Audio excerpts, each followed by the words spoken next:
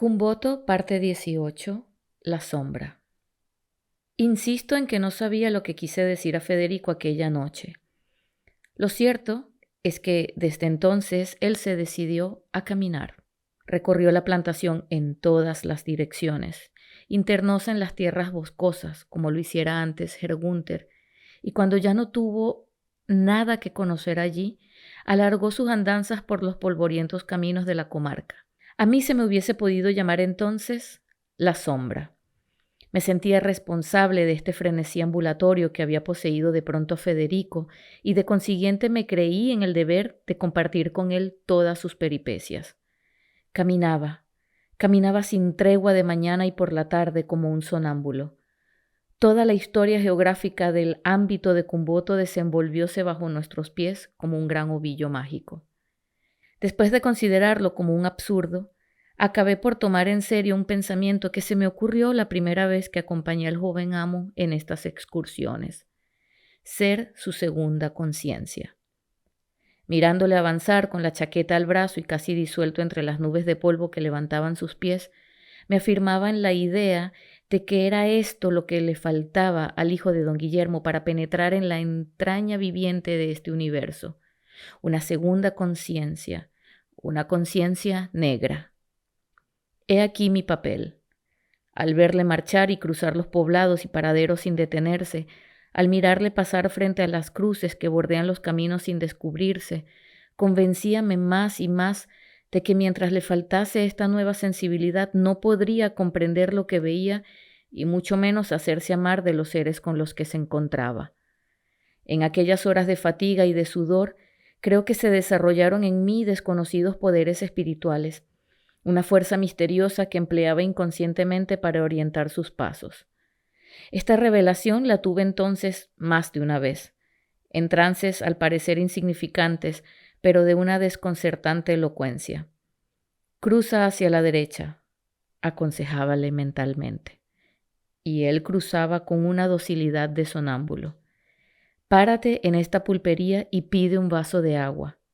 Y él se paraba y tomaba el agua. Entra en la iglesia, y él entraba en la iglesia. Sin embargo, lejos de producirme satisfacción la evidencia de este pequeño dominio, mi espíritu se fue llenando de dudas que flotaban y se retorcían como un poco de humo dentro de una botella. Preguntábame si esa sensibilidad de la tierra que quería sembrar en el alma de Federico no la estaría perdiendo yo mismo automáticamente. No estaba seguro de poder convivir con él en el mismo universo, por grande que llegase a ser mi sabiduría.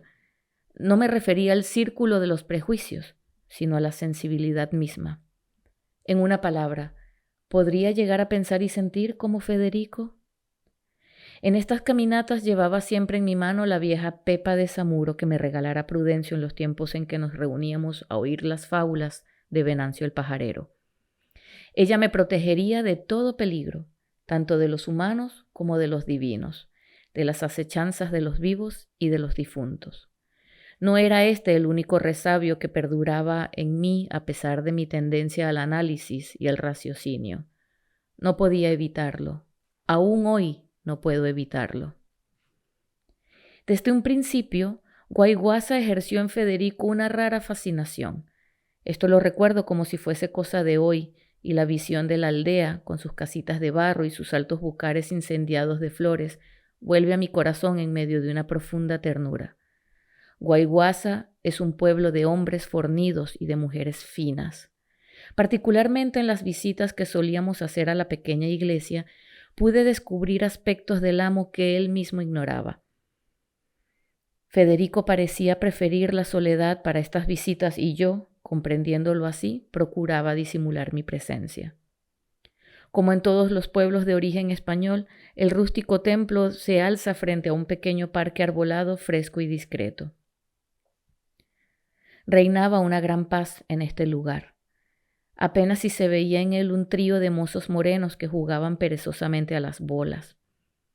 En una vieja construcción de tapia real, chata, cuadrada y reforzada con robustos contrafuertes de cal y canto, la piedad de los viejos pobladores logró reunir lo indispensable para que el culto conservase su fisonomía católica. La pila bautismal cercana a la puerta principal, estaba toscamente labrada en una piedra barroqueña, verdosa y granujienta, que ostentaba leyendas hechas, al parecer, con la punta de un clavo. En su mayor parte resultaban ininteligibles estas leyendas, pero algunas podían descifrarse. 15 de diciembre de 1734. Deletreé en una de ellas. El día de San Marcos de los Reyes. Y en otra, Gaspar de los Reyes. ¿Quién fue Gaspar de los Reyes? Nadie me lo dijo, pero quedé convencido de que fueron sus manos las que labraron aquella piedra. Debió ser un negro grande, alto, árbol de largos y fuertes brazos, con roscas brillantes en el cuello y abombados pechos como de una mujer que no ha parido. Por la sola fuerza de sus brazos debió sacar él la pesada guaratara del río y después de burilarla con la punta de uno de aquellos enormes clavos de hierro con los que se clavaban los portones de antaño, la colocó en la iglesia para que se bautizaran en ella todos los niños, negros, blancos y mulatos del pueblo. Bajo la ruinosa techumbre de cañas al altar mayor ostentaba una antigua imagen policromada de San Miguel alanceando el dragón. En las paredes laterales había 4 retablillos fabricados con pobres tablas pintadas y entronizadas en ellos distintas imágenes. Una representaba a Jesús crucificado, chorreando negra sangre empolvada. Otra a la Dolorosa con su manto de terciopelo negro constelado de estrellas y flores de plata y coronada con una diadema lunar también de plata. La tercera a un santo para mí desconocido y la cuarta a San Juan, el San Juan de la devoción de los negros, brujo y parrandero, cubierto con una capa de bayeta roja y tocado con un sombrerito de paja. Federico parecía no cansarse de mirar estas cosas y de tocar con sus dedos los burdos escaños carcomidos, el desvencijado púlpito adosado a un horcón y la áspera piedra del baptisterio. Extasiábase en la contemplación de una serie de antiguas litografías que reproducían los pasos de la pasión del Señor y que explicaban las peripecias de ésta en 3 distintos idiomas: inglés, francés y español. Uno de aquellos días, domingo por la mañana, un sacerdote venido del puerto celebraba la misa. El cura era un aragonés alto y rojo con aspecto de matarife, y su tonsura apenas se adivinaba, casi borrada entre los borrascosos cabellos negros. Gentes del pueblo, en su mayoría mujeres, llenaban la pequeña iglesia. Los hombres se quedaban afuera remolineando en el terraplén, disparando cohetes y dirigiéndose a cada instante a beber vasitos de ron en la pulpería de la esquina. Mientras desarrollábase el simbólico sacrificio, ellos hablaban de sus menudos problemas, de las cosechas, los gallos y las mujeres.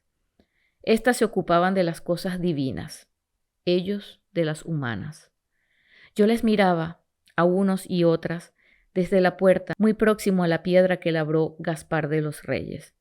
Allí, en su escaño particular, frente a sus reclinatorios particulares, estaban las señoras de las 3 cruces, la madre y sus 2 hijas, venidas en su ligero quitrín tirado por una yegua alazana. La madre era casi veletudinaria, pues una antigua necrosis de la pierna derecha le obligaba a apoyarse en su grueso bastón. Pero esta invalidez, en vez de restarle energías, parecía duplicárselas. Yo había oído su historia. Desde la lejana muerte de su marido, un pobre diablo que bebía mucho ron, asumió ella el manejo de su finca y desplegó el carácter de un jefe. Poseía unas cejas espesas y un bigote entrecano que daban a su rostro la fiereza de un gavilán. Con su pierna tiesa, montaba a caballo y se movía todo el día en la finca dando sus órdenes. Sus hijas, en cambio, eran frágiles y dulces como 2 lirios que se marchitaran junto a un hornillo. Todo esto me emocionaba y calmaba. Era como un anestésico. En medio del resplandor de las encaladas paredes y del rojo predominante en las vestes de las imágenes, la capa verde del sacerdote ponía un vivo pero apacible contraste, una nota de gozosa emoción vegetal. Desde mi observatorio mis ojos distinguían los estragos que la polilla había hecho en la anciana capa. Cuando el oficiante se inclinaba a besar el ara, su blanca túnica alzábase por detrás y ponía al descubierto los grandes botines negros y un trozo de la pierna carnosa y rosada. Sobre su cabeza destacábase aguda como una pequeña lanza la llamita de uno de los cirios del altar. Todas las llamitas brillaban como puntos de oro y en ocasiones se agrandaban hasta parecer flores. Hubo un momento en el que todos los feligreses se arrodillaron movidos por la campanilla que agitaba el monago. Hasta los pocos hombres que estaban en el recinto lo hicieron. Yo hubiese querido arrodillarme también, pero advertí que Federico permanecía de pie y un vendaval de dudas azotó mi espíritu. Me pareció un signo de superioridad quedar erecto en medio de tantos cuerpos humillados. Sin embargo, yo me sentí más humillado que todos, pues tenía conciencia de mi insinceridad. Cerca de mí ocurrían pequeñas cosas en las que trataban de detenerse mis ojos náufragos. Había una infeliz contrahecha, un congorocho humano que se arrastraba por el pavimento buscando acomodo. Algunos labios se movían febrilmente y algunos ojos estaban entrecerrados, en éxtasis. De las 2 hijas de la coja de las 3 cruces, una, al parecer la mayor, sobresalía en lo alto de su reclinatorio y me permitía detallar su cabeza, su piel pálida, sus negros cabellos y su alto y delgado cuello. Había en su persona una gravedad serena que intimidaba. No era ya una chiquilla. A pesar de su delgadez, sus caderas eran amplias y fuertes. Cuando el acólito salió a recoger los óbolos, yo pensé para sosegarme: he aquí un muchacho que hace honor a la raza. Es negro pero bello. Posee un delicado perfil y unos ojos de blanco. Además, debe ser inteligente por la gravedad con que se desenvuelve. ¿Cuánto se cogerá antes de entregar el cepillo al cura? Pero en realidad no me sosegaba. Ya los feligreses habían vuelto a sus asientos y yo continuaba pensando en aquello. Saqué del bolsillo una locha y la mantuve apuñada en mi mano mientras esperaba que el monaguillo estirase el cepillo hacia mí. La moneda se puso tibia y mi mano comenzó a sudar. ¿Iría mi locha a parar al bolsillo de aquel negrito ladino? El óbolo es un tributo simbólico que la materia rinde al espíritu, pero a lo mejor resulta al revés. ¿Qué pensaría Federico de todo esto? En aquel momento el monaguillo se le acercaba cepillo en mano, pero Federico pareció no advertirlo. Durante algunos segundos permanecieron así, y al fin el negrito se alejó decepcionado. Yo continuaba con mi locha apuñada, correosa. El acólito echó una rápida ojeada hacia el lugar donde me hallaba y no se dignó aproximarse. Antes de finalizar la misa, el sacerdote volvióse de frente a los feligreses y comenzó a platicar. Hizo la crónica de la parroquia. Estaba muy afligido por la tibieza que mostraban los fieles. Antiguamente enviaban al párroco constantes pruebas de su piedad, gallinas, verduras, frutas. Ahora apenas venían a misa. Los niños no asistían al catecismo. Los hombres y las mujeres vivían como bestias, condenando sus almas en la mancebía. Nadie se comulgaba. ¿Y los cristianos pudientes qué hacían? Más de 10 años llevaba la iniciada una colecta para comprar un órgano para la iglesia y todavía no se había completado la suma. Esta fue la impresión que recibí aquel domingo al acercarme a la casa de Dios.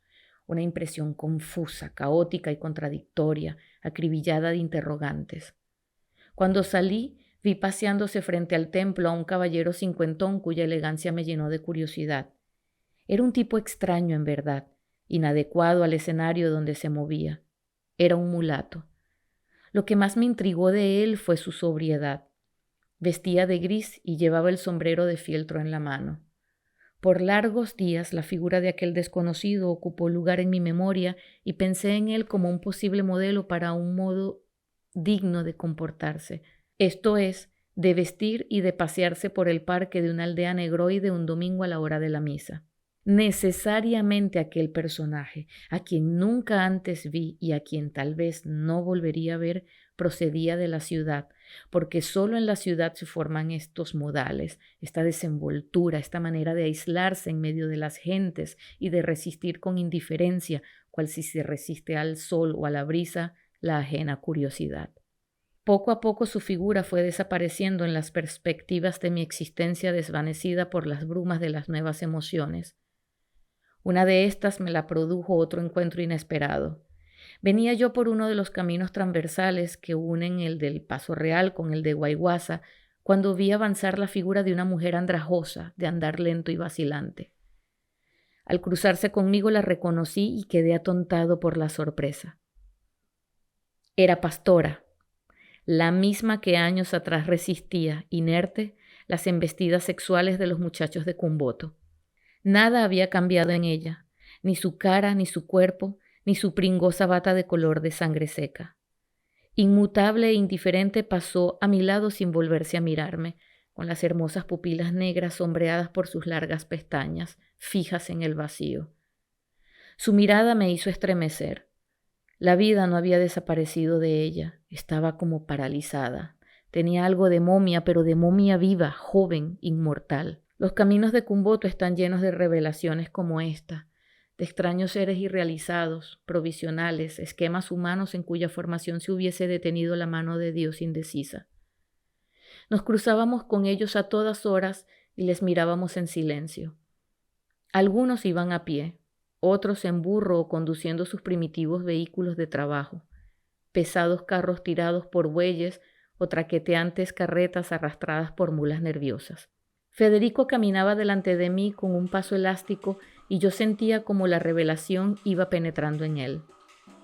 No sé si a otros les habrá ocurrido alguna vez lo que entonces me ocurrió a mí. Era como si la sensibilidad de aquel mozo atormentado e infatigable se hubiese trasladado, en parte, a mi espíritu, a mis nervios, a mis poros. Yo sentía, esta es la palabra más adecuada que hallo para expresar mis emociones de entonces, yo sentía como su mente y su corazón se iban abriendo muy poco a poco, casi con dolor, pero al mismo tiempo con placer, como imagino que sentirán las vírgenes la iniciación del amor, a la viril penetración del mundo que nos rodeaba. El paisaje y los seres que lo habitaban se aproximaban, se agrandaban, abrían los brazos en un gran gesto nupcial e invitaban a juntarse a ellos, en una cópula incomparable al mundo de Federico. Y yo le seguía como una sombra.